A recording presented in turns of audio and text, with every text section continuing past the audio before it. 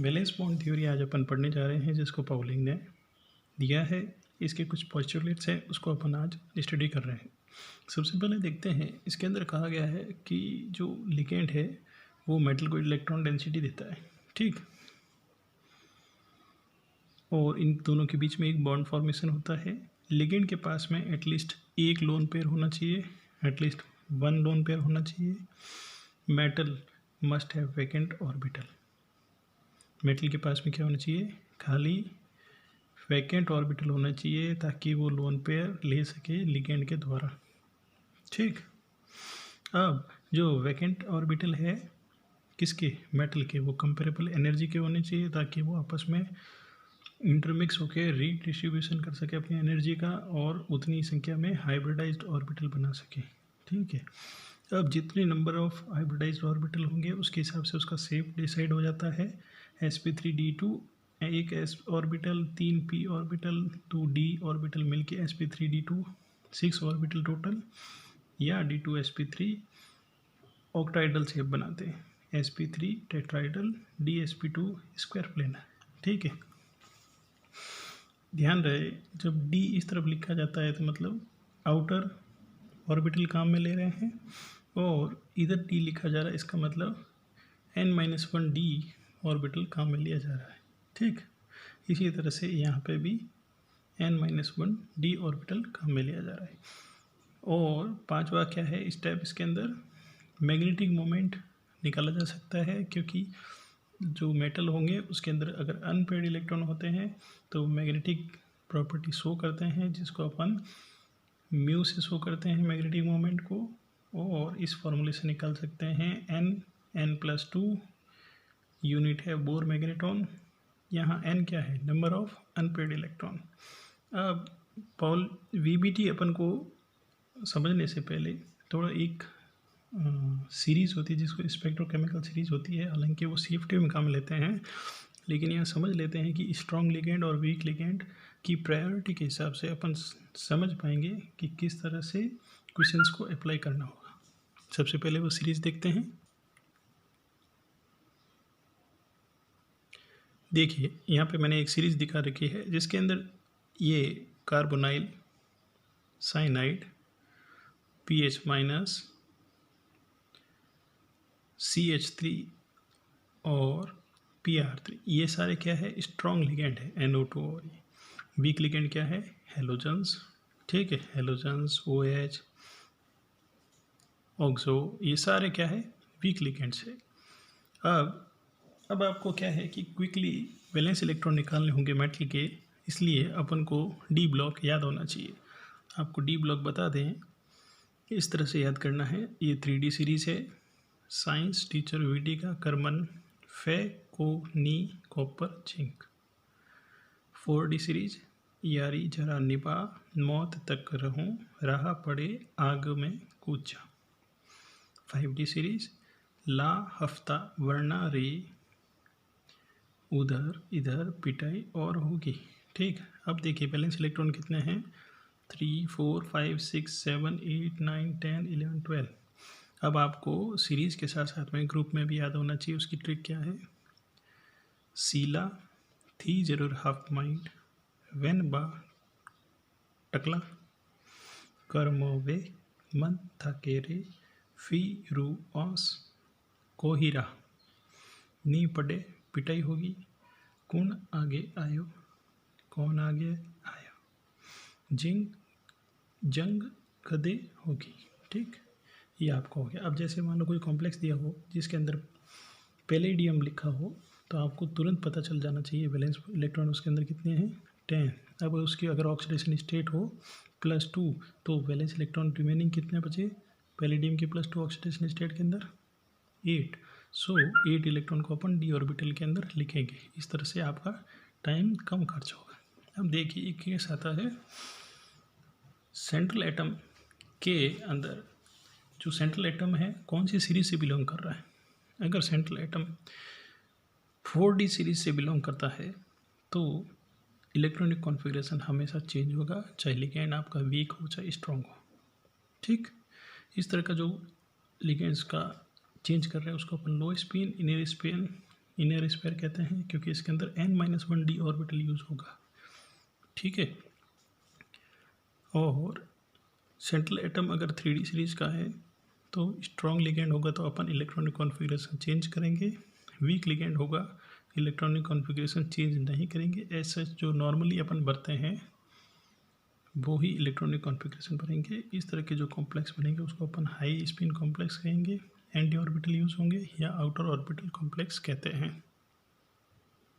अब बीबीटी को समझने के लिए अपन कुछ एग्जाम्पल्स लेते हैं। इस तरह के क्वेश्चंस को सॉल्व करने के लिए अपन को कुछ स्टेप्स फॉलो करने होंगे। सबसे पहला स्टेप है अपन को सेंट्रल एटम ढूंढना होगा, कौन सा है, किस सीरीज़ का है, ठीक है। फिर उसकी ऑक्सीडेशन स्टेट क्या है। सबसे पहले यहाँ मेटल देखेंगे कौन सा है, उसकी ऑक्सीडेशन स्टेट निकालेंगे, फिर लिगेंड चेक करेंगे, फिर उसका कोऑर्डिनेशन नंबर चेक करेंगे। उसके हिसाब से देखेंगे कि लिगेंड वीक है या स्ट्रॉन्ग है, तो उसका हाइब्रिडाइजेशन और शेप पता चल जाएगी। फिर इलेक्ट्रॉनिक कॉन्फ़िगरेशन देख के अपन अनपेयर्ड इलेक्ट्रॉन निकाल सकते हैं। मैग्नेटिक प्रॉपर्टी अपन चेक कर सकते हैं, मैग्नेटिज्म, इस फार्मूले से अपन निकाल सकते हैं कितना बोर मैग्नेट्रॉन होगा। चलिए एग्जाम्पल अपन लेते हैं NaCl4 2-। सबसे पहला अपना स्टेप है निकल की ऑक्सीडेशन स्टेट। यहाँ पे निकल अपन ने पहचान लिया 3D सीरीज़ का है, ठीक। ऑक्सीडेशन स्टेट कितनी होगी, X4- = -2। ऑक्सीडेशन स्टेट कितनी आ गई, 2। सो निकल का कितना था, 3D10 था, 2 इलेक्ट्रॉन माइनस कर दिया, कितना आ गया 3D8। 3D8 इलेक्ट्रॉन को अपन फिल कर लेते हैं, ठीक। ये 3D8 इलेक्ट्रॉन फिल कर दिए। उससे पहले जो वीक क्लोराइड देखेंगे अपन, क्लोराइड वीक है कि स्ट्रॉन्ग है। देखिए क्लोराइड वीक है तो इलेक्ट्रॉन कॉन्फ़िगरेशन चेंज नहीं करेंगे। मीन्स इलेक्ट्रॉन कैसे भरेंगे, 1 2 3 4 5 6 7 8, ठीक। आप देखेंगे लिगेंड कितनी संख्या में है, लिगेंड है यहाँ पे 4। So coordination number should be 4 और ऑर्बिटल कितने काम आएंगे, 4 Cl। 4 मेटल के ऑर्बिटल के साथ में हाइब्रिडाइज्ड होंगे, एक एस और 3 पी मिलके क्या बनाएंगे, sp3। वीक लिगेंड है इसलिए टेट्राहेड्रल शेप होगा। अब नंबर ऑफ अनपेयर्ड इलेक्ट्रॉन देख सकते हैं, यहाँ पे नंबर ऑफ अनपेयर्ड इलेक्ट्रॉन कितने हैं, 2। सो ये पैरामैग्नेटिक होगा। Unpaired electron 2 √2 2 + 2 √8।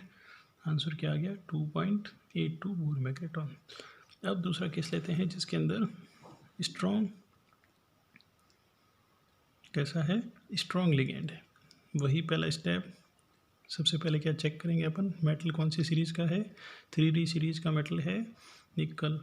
उसके ऑक्सीडेशन स्टेट +2 है, वैलेंस इलेक्ट्रॉन कितना हो गए 3D8। लिगेंड कैसा है, स्ट्रॉन्ग। सो इलेक्ट्रॉन क्या होंगे, पेयर्ड हो जाएंगे। अपन कैसे भरेंगे, नॉर्मली इलेक्ट्रॉन सबसे पहले 1 2 3 4 बॉक्स बनाएंगे तो 5 ऑर्बिटल बन जाएंगे। 4 लाइन खींची, ठीक। यहाँ पे 1 2 3 4 5 ऐसे भर लिए, फिर 6 7 8। अब क्या होता है कि स्ट्रॉन्ग लिगेंड की वजह से ये जो इलेक्ट्रॉन है वो मूव कर जाएगा इस ऑर्बिटल में, ये अपन को रिजल्टेंट आंसर मिलेगा। इलेक्ट्रॉनिक कॉन्फ़िगरेशन अपन चेंज कर लिया। अब देखते हैं कोऑर्डिनेशन नंबर कितना है, बताइए। यहाँ पे कोऑर्डिनेशन नंबर है 4। 4 की वजह से 4 साइनाइड 4 मेटल के ऑर्बिटल को काम मिलेगा। अब देखिए यहाँ पे स्ट्रॉन्ग की वजह से एक वैकेंट ऑर्बिटल है यहाँ पे। सो ये n-1d काम में आ रहा है तो इसका हाइब्रिडाइजेशन क्या हो जाएगा, एक D एक S और 2 P, DsP2 हाइब्रिडाइजेशन हो गया। ये इनर स्पेयर हो गया स्ट्रॉन्ग लिगेंड की वजह से। इसका शेप कैसा हो जाएगा, स्क्वायर प्लेनर, ठीक है। कैसा स्ट्रक्चर हो जाएगा, स्क्वायर प्लेनर।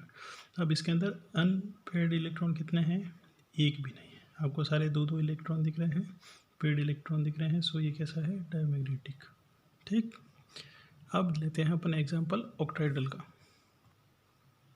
ऑक्टाहेड्रल के अंदर आप देख सकते हैं इसमें कोबाल्ट सेंट्रल मेटल एटम है और लिगेंड है 6। तो कोबाल्ट की ऑक्सीडेशन स्टेट कितनी है, +3। कैसे निकाली अपन ने, cobalt x is equal to 6 - 1 is equal to 3। So x is equal to कितना आ गया 3। तो कोबाल्ट कितना होता है, सीरीज देख के बताइए, आपको बता देता हूँ वापस। देखिए कितना है 9, ऑक्सीडेशन स्टेट कितनी है उसकी 3, तो कितना बच गया पीछे 6। सो 6 इलेक्ट्रॉन, और जो उसका लिगेंड है वो कैसा है, अब आप देखेंगे यहाँ पे वीक लिगेंड है। सो नॉर्मली इलेक्ट्रॉन फिट करेंगे 1 2 3 4 5 और 6, पेयरिंग नहीं होगी, ठीक।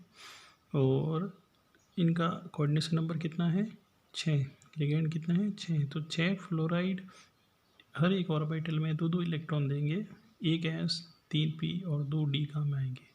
बाहर वाला D काम में आया इसलिए D बाद में लिखेंगे। क्या हो गया sp3d2 ऑक्टाइडल शेप हो गया इसका आउटर स्फीयर। अब नंबर ऑफ अनपेयर्ड इलेक्ट्रॉन निकालने के लिए अपन देखते हैं यहाँ पे कितना है 1 2 3 4, पैरामैग्नेटिक है, बोर मैग्नेट्रॉन निकाल सकते हैं अपन, मैग्नेटिज्म √4 4 + 2 कितना आ गया 4.9 बोर मैग्नेट्रॉन। इसका स्ट्रक्चर देख सकते हैं, कार्बोनाइल। सबसे पहले स्क्वायर प्लेनर टाइप का स्ट्रक्चर बनाइए, फिर एक आउट ऑफ द प्लेन और एक बिलो द प्लेन आप लिगेंड लिख दीजिए, तो रिजल्टेंट स्ट्रक्चर क्या हो जाएगा ऑक्टाहाइड्रल। इसी तरह से आयरन लेते हैं जो कि साइनाइड के साथ में कॉम्प्लेक्स बना रहा है। इसके अंदर देख रहे हैं अपन मेटल क्या है आयरन, ऑक्सीडेशन स्टेट कितनी है उसकी +3, और +3 की वजह से नॉर्मली 8 होता है बैलेंस इलेक्ट्रॉन, 3 माइनस किया तो कितना हो गया 5। साइनाइड कैसा स्ट्रॉन्ग लिगेंड, तो इलेक्ट्रॉनिक कॉन्फ़िगरेशन चेंज होगा। नॉर्मल इलेक्ट्रॉनिक कॉन्फ़िगरेशन अपन कैसे बढ़ते हैं 1 2 3 4 5। अब क्या होगा, ये इलेक्ट्रॉन किसमें चले जाएंगे, पेयरिंग हो जाएगी, ठीक। ये इलेक्ट्रॉन इसमें पेयर हो गए। अब साइनाइड कितने हैं 6, सो 6 ऑर्बिटल काम में आएंगे। साइनाइड 6 ऑर्बिटल्स के अंदर लोन पेयर देगा इलेक्ट्रॉन डेंसिटी। सो n- देखो जहाँ स्ट्रॉन्ग लिगेंड है n-1d काम में आ रहा है, तो D2sp3 इसका हाइब्रिड ऑर्बिटल हो गया। नंबर ऑफ अनपेयर्ड इलेक्ट्रॉन कितना है 1, सो इसका बोर मैग्नेट्रॉन कितना हो गया 1.73 बोर मैग्नेट्रॉन। ये इनर स्पेयर कॉम्प्लेक्स हो गया। अब इसमें एक ध्यान रखने की बात है, अगर एक अनपेयर्ड इलेक्ट्रॉन होगा तो म्यू कितना आएगा 1.73, 2 होंगे तो 2.83, 3 होंगे तो 4 होंगे तो 5 होंगे। तो अब ध्यान रखना है, कई बार क्वेश्चंस के अंदर म्यू की वैल्यू राउंड ऑफ करके 5.919 लिख के 6.0 लिख लेते हैं, तो आपको एक नेगेटिव हो सकता है। तो क्या ध्यान रखना है, अगर म्यू की वैल्यू 0.7 से ज़्यादा हो, यहाँ पे आगे कुछ भी लिखा हो, अभी ये चेक कर रहे हैं,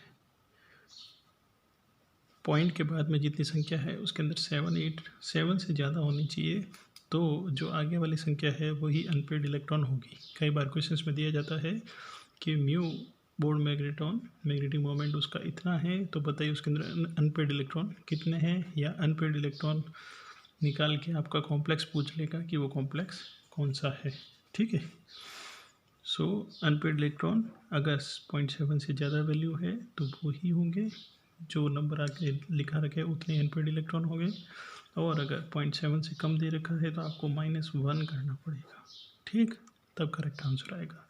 मीन्स अगर 6.0 समथिंग लिखा था तो उसमें -1 करेंगे तो 5 अनपेयर्ड इलेक्ट्रॉन उस कॉम्प्लेक्स के अंदर होंगे। तो आपको 4 ऑप्शन चेक करने हैं, किसके अंदर 5 अनपेयर्ड इलेक्ट्रॉन है, वो क्वेश्चन का ऑप्शन टिक करना है। अब कुछ लिमिटेशंस देख लेते हैं वीबीटी की।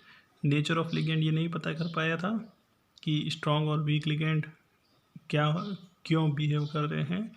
पेयरिंग ऑफ इलेक्ट्रॉन नहीं बता पाया था जब स्ट्रॉन्ग लिगेंड प्रेजेंट हो। Effect of temperature on the magnetic property नहीं बता पाया था। और जो परफेक्ट रेगुलर ऑक्टाइड्रन होता है उसकी जियोमेट्री में डेविएशन क्यों आता है उसको भी नहीं समझा पाया था। नेक्स्ट क्लास में अपन देखेंगे CFT क्रिस्टल फील्ड थ्योरी के बारे में।